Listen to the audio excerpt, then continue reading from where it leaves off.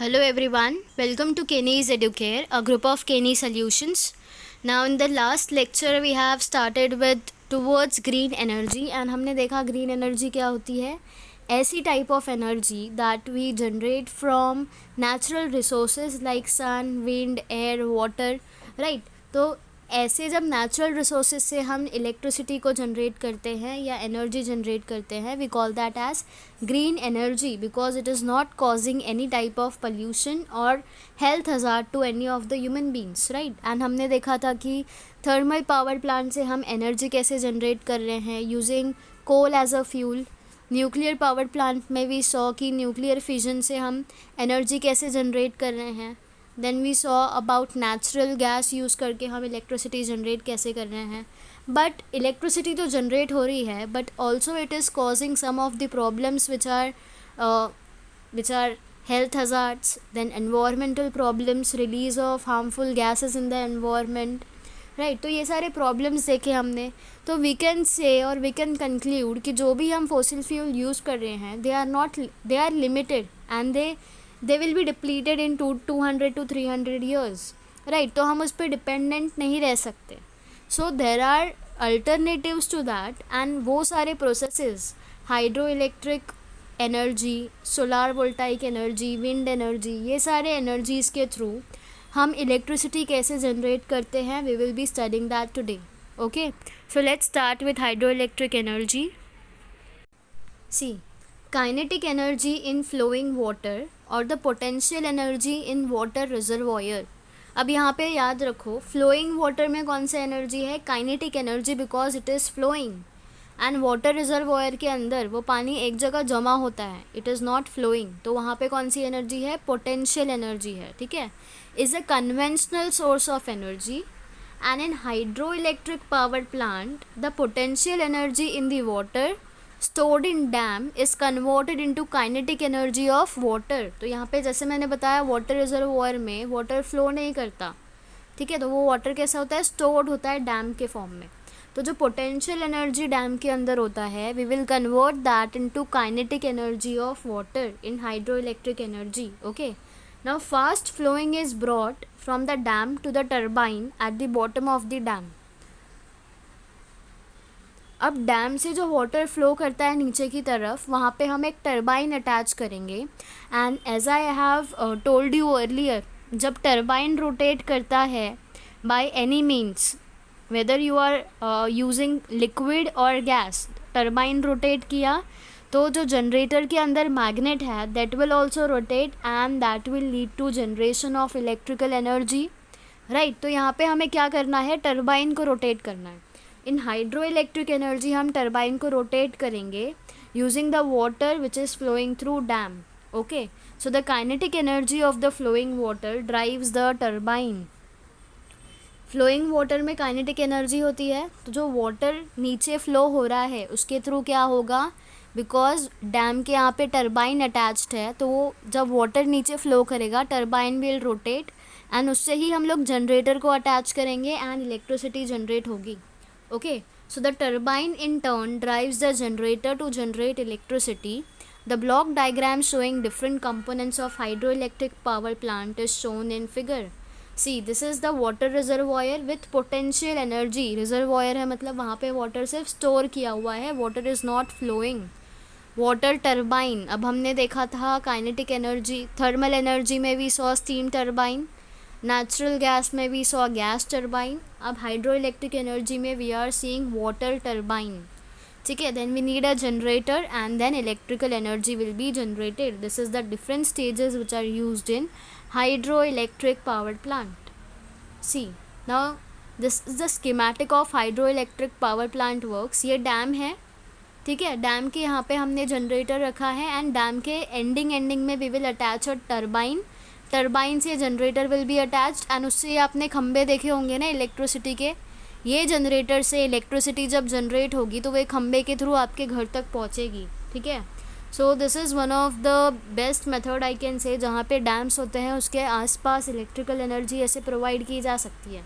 तो जब ये वाटर रिजर्वॉयर है, ये डैम में आया, डैम के थ्रू जब वाटर यहाँ से फॉल करेगा तो वाटर जब यहाँ पे टरबाइन के ऊपर आएगा तो क्या होगा, टरबाइन रोटेट करेगा, जिसकी वजह से जनरेटर के अंदर जो मैग्नेट है it will start rotating, and जब ये रोटेट होगा electrical energy will be generated, and वो खंबे से अटैच है तो वहाँ से हम सबको इलेक्ट्रिकल एनर्जी मिलती रहेगी. Okay, now with reference to point B is the reservoir. Okay, potential energy of how much water reservoir in the dam will be converted into kinetic energy.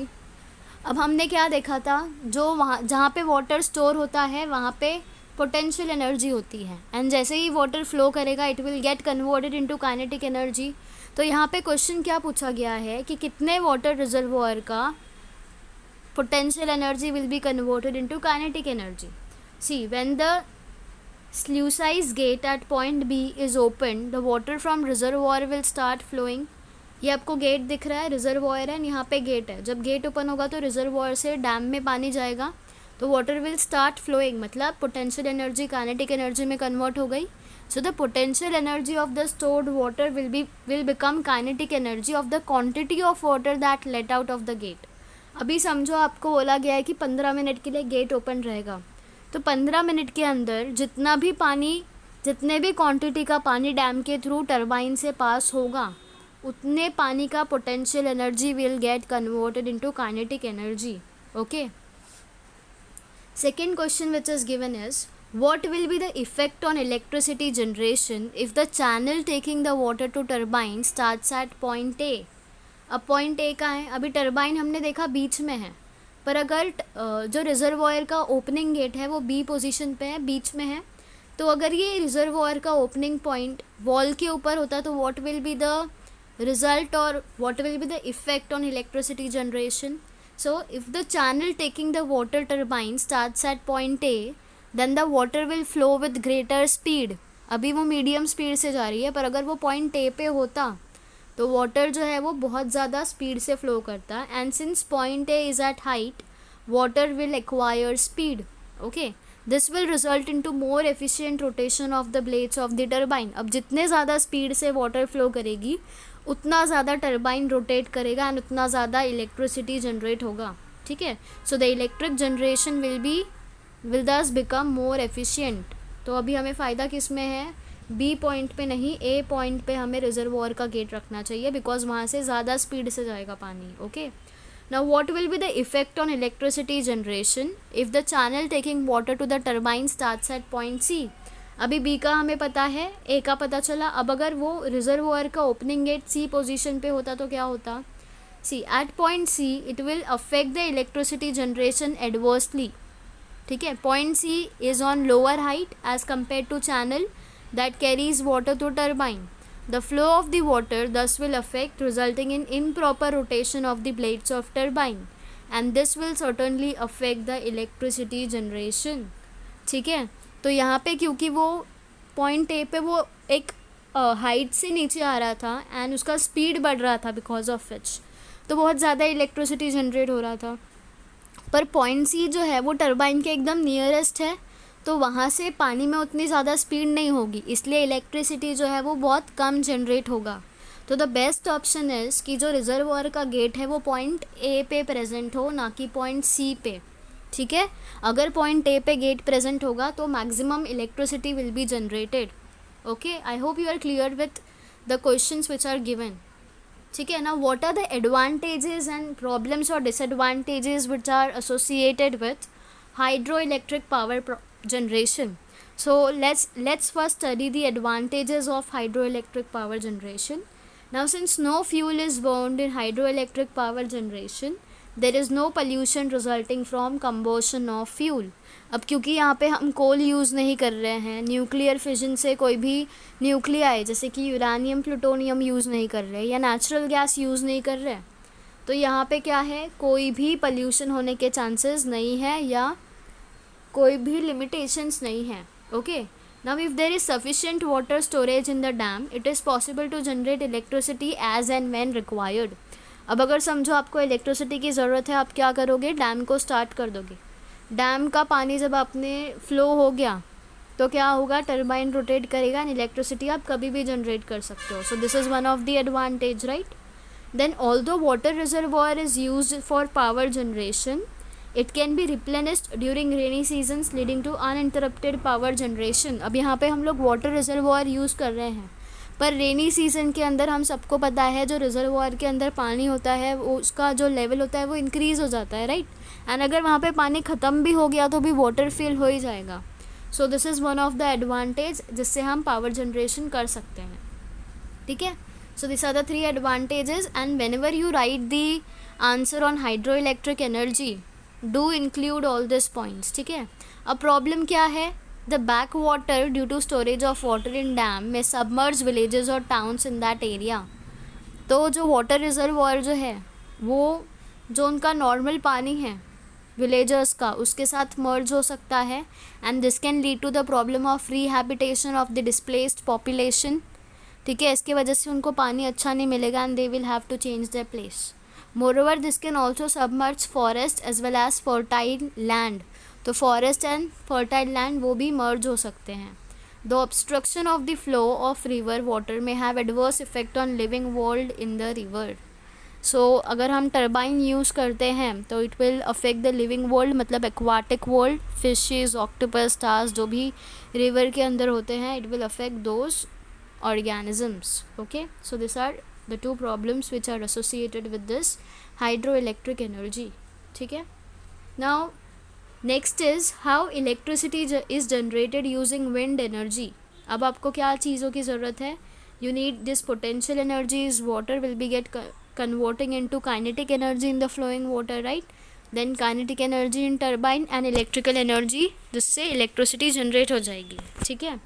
So the kinetic energy in the wind has been used since long for lifting of water, for driving flour mill, etc.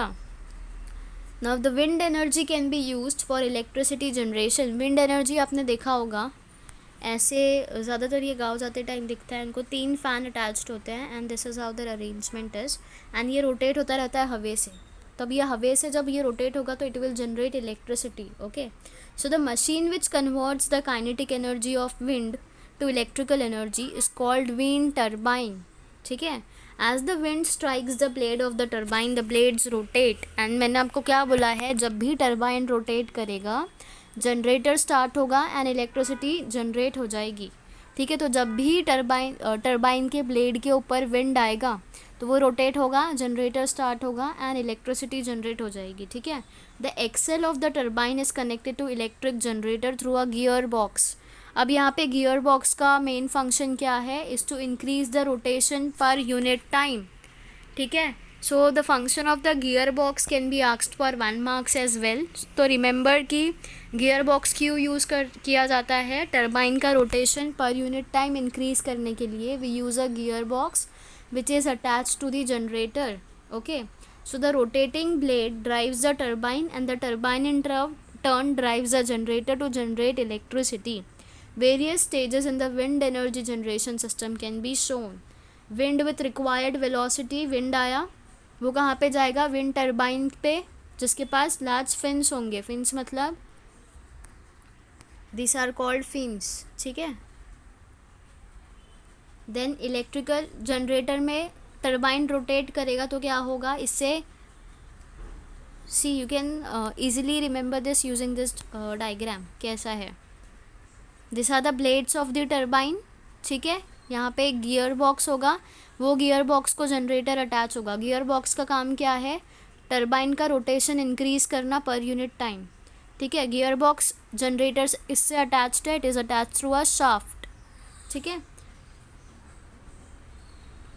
See, kinetic energy in the wind is getting converted to kinetic energy in turbine and जिससे electrical energy generate हो जाएगी।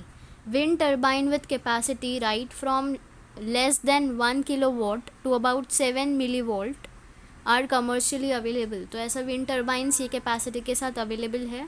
Now depending on the wind velocity available at the site of installation, wind turbine with specific capacity is selected। अब अलग अलग capacity के wind turbines available होते हैं and जो भी लोकेशन में हमें यूज़ करना है या विंड टर्बाइन को इंस्टॉल करना है वो लोकेशन के हिसाब से we can change that capacity, okay. The wind velocity at specific location depends on many geographical factors. अब ये विंड वेलोसिटी किस पे किस पे डिपेंड होती है? It is dependent on geographical factors, ठीक है। अब ऑब्वियस सी बात है, विंड मतलब हवा हो गया, तो अब कौन से एरिया में कितनी हवा आ रही है, it is depending on the geographical factors, right. So wind velocity is usually high on seashores and that environment is appropriate for installation of wind turbine. जहाँ पे seashores होंगे वहाँ पे बहुत ज़्यादा हवा होती है, तो वहाँ पे we can use this wind turbine and wind energy is a clean energy source, ठीक है। However, the wind velocity necessary for wind energy generation is not available everywhere. In that sense, use of wind energy is limited, ठीक है। तो अब जो wind velocity हमें ज़रूरत होती है जिसकी it is not available in every region and जिसके वजह से विंड एनर्जी जो है it is a limited factor like coal, ठीक है। This is how we can generate energy using wind mills. Then next is electric energy generation using solar energy. Now using the energy in the sunlight, electric energy can be generated in the two ways, ठीक है। Sunlight से जो energy मिलती है उससे हम electric energy दो तरह से जनरेट कर सकते हैं। Now in all the above methods of electricity generation we have studied, the electric generator is driven by using some source of energy and electricity is generated by making use of the principle of electromagnetic induction which was invented by Michael Faraday, right। ये हमने सबसे पहले lecture में पढ़ा था electromagnetic induction का principal, ठीक है। तो यहाँ पे हमने देखा जो भी हमने अब तक पढ़ा है वहाँ पे we are using electrical generator and ये जनरेटर को रोटेट करने के लिए we need a specific source, हमें अलग अलग सोर्सेज ऑफ एनर्जी की ज़रूरत पड़ती है, राइट। एंड ये कौन से प्रिंसिपल पे वर्क करता है? It works on the principle of electromagnetic induction. However, electrical energy can be generated directly from solar radiations without using any generator and without using the principle of electromagnetic induction. तो बिना principal use किए, बिना generator use किए भी हम electricity generate कर सकते हैं using solar radiations which we get from sun, okay. So this happens in solar photovoltaic cells, ठीक है। Solar photovoltaic cells convert the solar energy directly into electrical energy, ठीक है। आपने ये देखा भी होगा, इतना बड़ा ब्लैक कलर का होता है, उसके ऊपर सिल्वर में ऐसे ग्रे लाइंस होती है प्रेजेंट, ठीक है। घर के ऊपर लगी होती है काफ़ी लोगों के, ताकि ये सोलार एनर्जी कन्वर्ट करके इलेक्ट्रिकल एनर्जी दे सके आपके घर को, ठीक है। In the second method the energy in the solar radiation is converted into thermal energy first. तो सोलार रेडिएशन में जो भी एनर्जी होगी उसको हम कन्वर्ट करेंगे किस में? थर्मल एनर्जी में। एंड इससे क्या होगा? टरबाइन जनरेटर सिस्टम जो है वो चल जाएगा एंड थर्मल एनर्जी है वो इलेक्ट्रिसिटी जनरेट कर देगी, जैसे नॉर्मली हम लोग यूज़ कर रहे थे यूजिंग अ जनरेटर, ठीक है। So this are the two ways जैसे हम सोलार एनर्जी से इलेक्ट्रिक एनर्जी में कन्वर्ट कर सकते हैं, ओके। सो पहला तरीका is I told you solar photovoltaic cells, this is how it looks like, ठीक है। इसके बीच में बहुत सारे सोलार सेल्स प्रेजेंट होते हैं। तो सोलार फोटोवोल्टेइक सेल्स जो है कन्वर्ट करते हैं solar radiation which they get from the sun directly into electrical energy, this is called as solar photovoltaic effect. So the electrical energy generated through this energy transformation process is DC in nature. DC मतलब direct current, ठीक है, direct current, DC in nature. It can be asked for 1 marks in fill ups, ठीक है। This solar cells are made of specific type of material called semiconductor. तो ये जो cells है वो किससे बने हुए हैं? They are made up of semiconductor. Example is silicon. So this can also be asked for 1 marks. A silicon solar cell of dimension 1 centimeter square generates current of about 30 milliampere and potential difference of about 0.5 volt. Thus, a silicon solar cell of dimension 100 centimeter square will generate about 3 ampere which is equal to 3 ampere current and 0.5 volt का this 100 centimeter dimension वाला solar cell can give you this much of energy and 0.5 volt मतलब इतना potential difference भी generate होगा, okay. Remember that the potential difference available from solar cell is independent of its area, ठीक है। अब आप अगर सोच रहे हो कि अगर एक सेल इतना बड़ा है तो इससे कितना पोटेंशियल एनर्जी जनरेट हो रहा है, तो it is independent of that area. अब इतने एरिया में कितना भी पोटेंशियल डिफरेंस जो है वो जनरेट हो सकता है, ओके। एनर्जी जो उसको सनलाइट से मिल रही है, it is converting directly into electric energy, इसलिए यहाँ पे डायरेक्ट करंट डीसी दिया हुआ है, ठीक है। If two solar cells are connected in series as shown in figure, the potential difference obtained from this combination in addition of the potential difference of the individual solar cell. See अगर ये दो solar panel हम लोग ने साथ में series में मतलब बाजू बाजू में कनेक्ट कर दिया, तो we will get potential difference of individual, मतलब अलग अलग सेल से हम लोग को अलग अलग पोटेंशियल डिफरेंस मिलेगा, ठीक है। However the current generated from this combination is equal to the current from individual cell.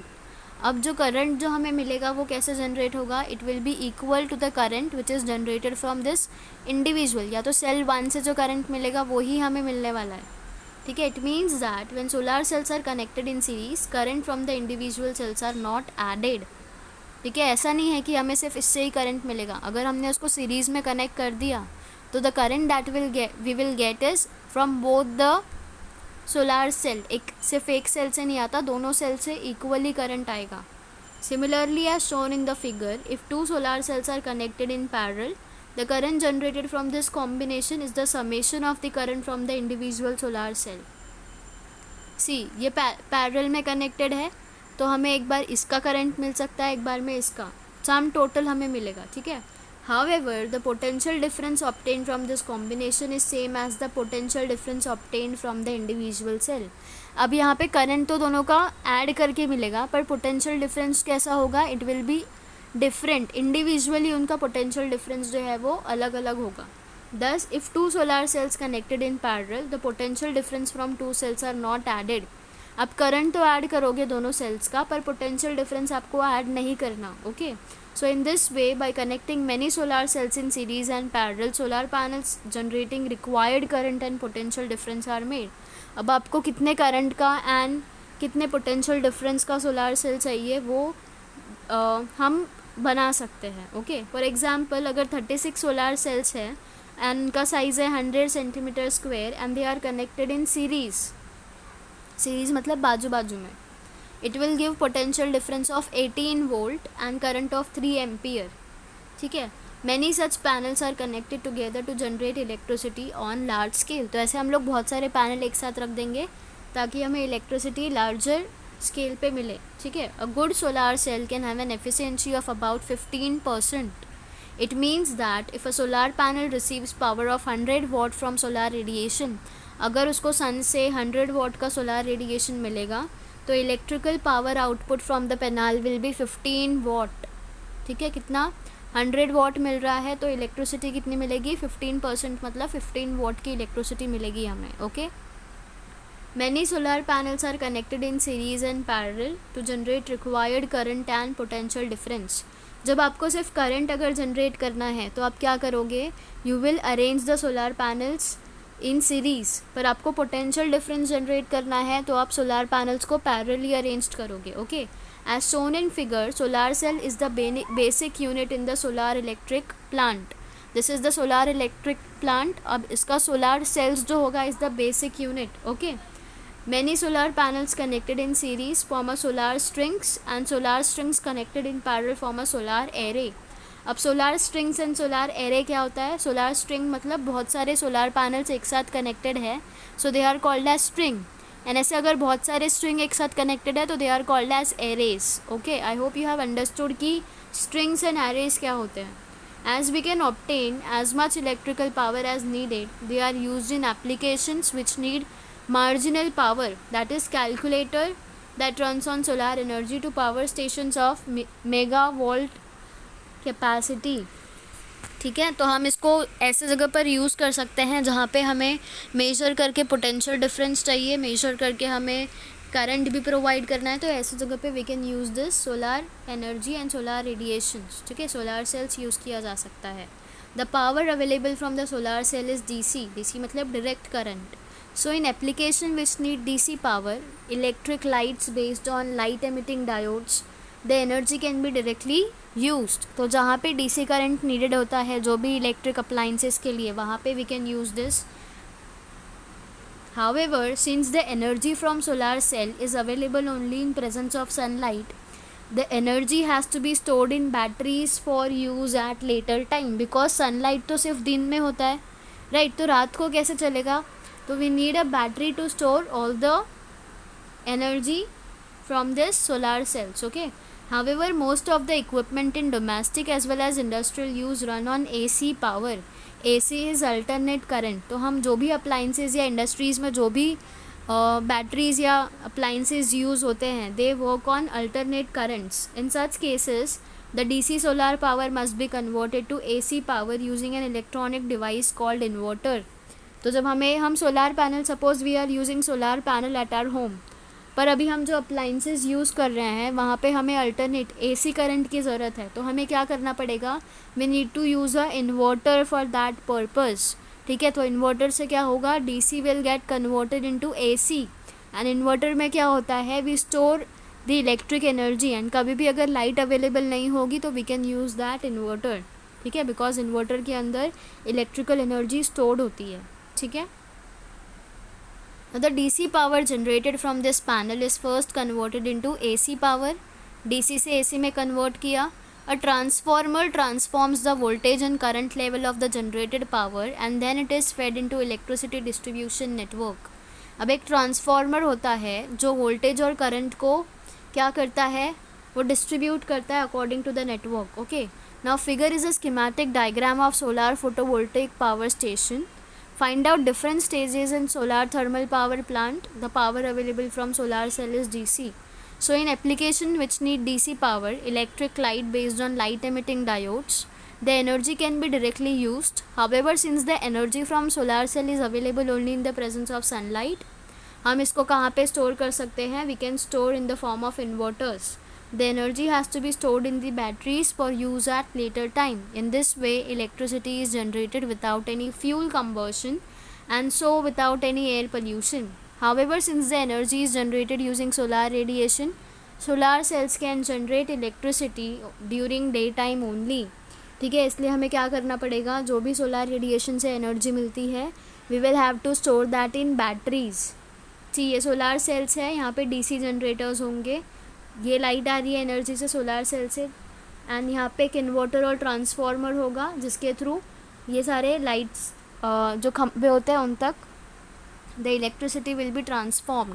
ठीक है, तो हमें ट्रांसफार्मर की ज़रूरत है, इन्वर्टर की ज़रूरत है to convert the DC into AC, because जो सोलार पैनल्स होते हैं वो हमें DC देते हैं, DC पावर देते हैं. Okay, and if you want to convert that into AC, you need a transformer as well as a inverter और बैटरी. ठीक है, now solar thermal power plant क्या होता है? We have seen that thermal energy generated from coal and nuclear fuel can be use to generate electricity. Right, हमने thermal energy and nuclear energy based power plant में देखा we can use coal and nuclear fuel to generate electricity. Thermal energy can also be generated from solar radiations and thus can be used for electricity production. Different stages in such solar thermal power plants are as shown. Concentrator for collecting sunlight. Solar radiation मतलब sunlight. ठीक है, तो we need a concentrator for collecting this sunlight. Then we need a absorber for absorbing the concentrated sunlight. तो concentrator चाहिए, absorber चाहिए. Then we need a steam turbine and then we need electric generator and then the electricity or electric energy can be produced. So these are the different stages which are used in solar thermal power station. यहाँ पे क्या चाहिए? सिर्फ एक concentrator and एक absorber, बाकी सारी चीज़ें इज़ द सेम. ठीक है, now as shown in figure many reflectors reflect and concentrate solar radiation on absorbers. Their solar energy is converted into heat energy and using this heat energy steam is generated to drive the turbine and generator. सी यहाँ पे solar energy आई मतलब sunlight की solar panel है, sunlight से उसको energy मिली. ये solar panel से अभी क्या होगा? वाटर यहाँ पे रिफ्लेक्टर दिया हुआ है तो flow of hot water, absorber है यहाँ पे, स्टीम आया. सी वाटर से क्या हुआ? गर्म हुआ पानी रिफ्लेक्टर के थ्रू. अब ये एब्जॉर्ब हुआ through the absorber and then steam आया. अब ये स्टीम से यहाँ पे just have a look, power grid present है. ये स्टीम से हमने देखा था इन काइनेटिक में, थर्मल एनर्जी में, कि स्टीम से टरबाइन रन करेगा, टरबाइन से जनरेटर, जनरेटर से इलेक्ट्रिक एनर्जी बन जाएगी, पर वो स्टीम को कन्वर्ट फिर से वाटर में करेंगे हम लोग एंड फिर से यूज़ करेंगे, and that was the work of the condenser, right. तो यहाँ पे हम सेम चीज़ यूज़ करेंगे जो हम थर्मल पावर प्लांट में यूज़ कर रहे थे, बट द ओरिजिनल सोर्स यहाँ पे क्या है, इट इज़ द सनलाइट या sun radiation through solar panel we are using here, ठीक है। This is the only difference. So I hope you have understood with all the methods which are used for producing electrical energy, and these are the best ways to generate electricity without having any source like coal fuel. ठीक है, हम फिर भी electricity generate कर सकते हैं naturally. ठीक है, आई hope you have understood and I hope कि आप इन फ्यूचर ये मेथड्स को यूज़ करोगे या you will make others aware of this processes. ठीक है, and make our environment eco-friendly without any pollution, without causing any health hazard to anyone. ठीक है, then also we can generate electricity. So thank you everyone.